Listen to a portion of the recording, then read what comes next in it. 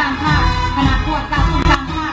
คณะจัดตั้งศูนย์กลางภาคคณะโฆษณาอบรมศูนย์กลางภาคคณะหัตถชอบโทพิพิธภัณฑ์ไก่สอนโพธิหารและสถาบันการเมืองการโพธิ์ทองแห่งชาติ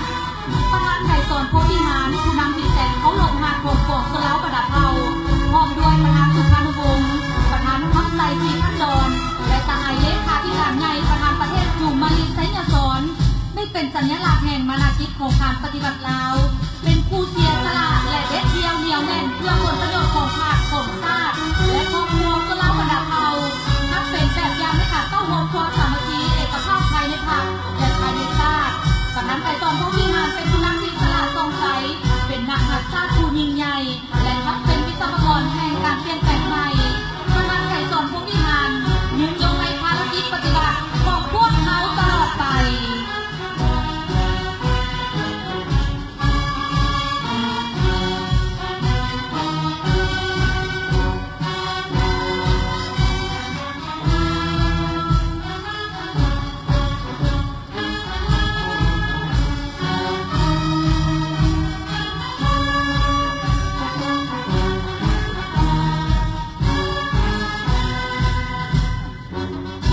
ก่อนถุงทราบถุงผัก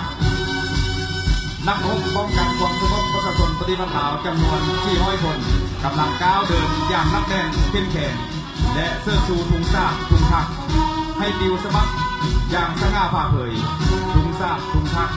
เรียบเหมือนแปลวไฟแห่งการปฏิบัติของประเทศเฮากำลังลุกซุ่มโซ่และหุ่งเหลืองพวกชนลาวผู้ฮักทราบฮักบ้านเกิดเมืองนอนกำลังก้าวเดินไปใต้ร่มทุนของศาสตร์ของพรรคเพื่อปกป้องรักษาและสร้างสรรค์พัฒนาประเทศชาติให้มีความรุ่งเรืองและพัฒนาตลอดไปก่อนกรุงไทยกองทัพประชาชนลาวแมงก้อนกำลังที่เป็นสัญลักษณ์แสดงให้เห็นถึงคุณงามอันล้ำเลิศต่อประเทศชาติหากแม่บุญเพื่อปฏิบัติอันพิอาหารที่รักษาอันล้ำเลิศของกองทัพประชาชนลาว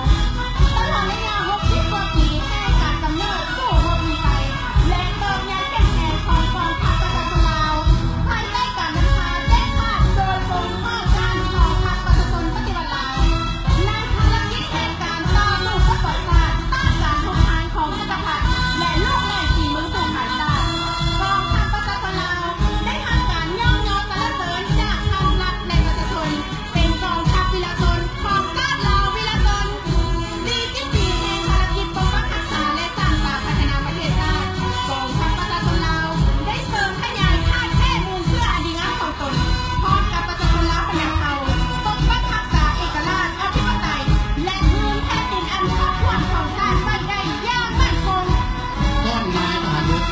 เป็นตัวแทนของนายทหารเสนาบักษาการเมืองพระธิการเทคนิคของกองทัพประชาชนลาว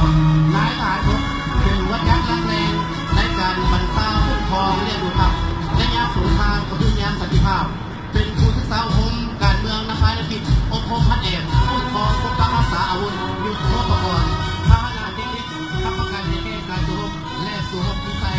นายทหารบกยามใดก็มีบทบาทสำคัญต่อการจัดตั้งปฏิบัติทุกนาทีภาครัฐมอบหมายให้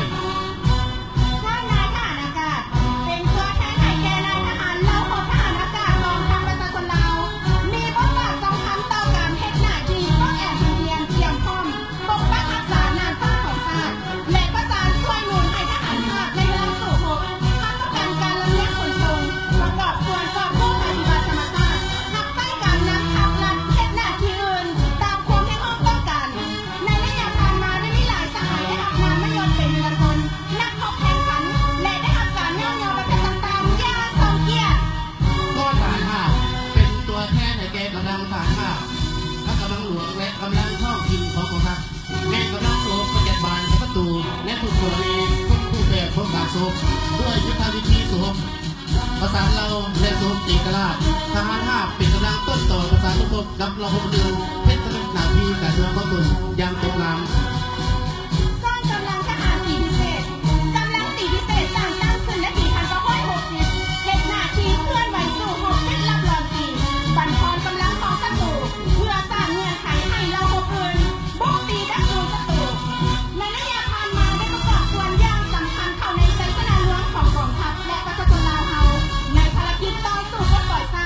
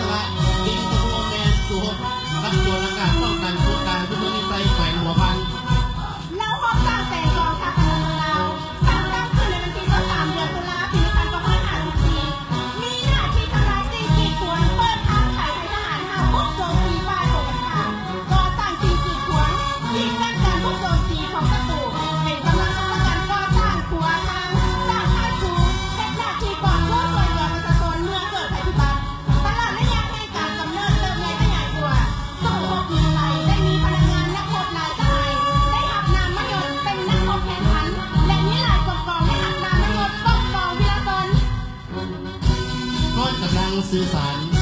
ก้อนกำลังสื่อสารเป็นการคิดต่อประสานงานระหว่างปกครองเราหกต่างๆในเวลาเพียงพอสุขพักไฟสุขและคิดต่อประสานงานระหว่างแนวหน้าแนวหลังผู้บัญชาการและปกครองท้องถิ่นเราหกสื่อสารมีบทบาทสำคัญในยามสงครามก็คือยามสันติภาพเป็นผู้เอามติทั้งสั่งของประเทศไปถึงพนักงานระบบทุกๆคน ก้อนเราหกเสนาหัก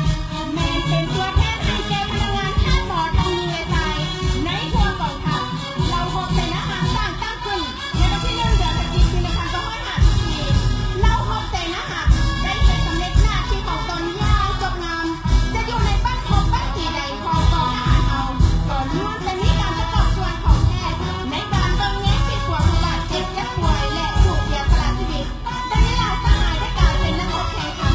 นักรบวีรชนลายกองทหารนามยศเป็นกองวีรชน ก้อนกองร้อนกำลังป้องกันตัวกองร้อนกำลังป้องกันตัวเป็นตัวแทนในแก่กำลังกองร้อนกำลังป้องกันตัวในตัวประเทศกำลังกองร้อนในกำลังเครื่องประกอบอาวุธของกองทัพประเทศลาวและของประเทศลาวบรรดาเผ่า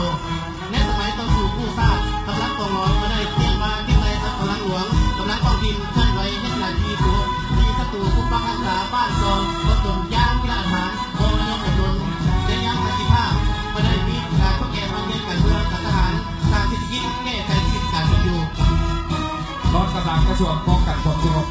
กำลังป้องกันความสงบและกำลังประกอบอาวุธอันแหลมคมที่เป็นห้างพักดีของพรรคและประชาชนลาวและเราเป็นกำลังที่มาจากประชาชนโดยประชาชนและเพื่อประชาชนใน 40 ปีที่ผ่านมากำลังป้องกันความสงบได้เติมใหญ่ขยายตัวทางด้านจำนวนและคุณภาพ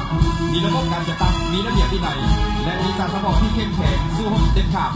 เด็ดเดียวอาถรรพ์ประกอบส่วนอย่างสมเกียรติเข้าในเสนารวมของชาติสามารถปฏิบัติหน้าที่ในการปกปักรักษาและสร้างสรรค์พัฒนาประเทศชาติ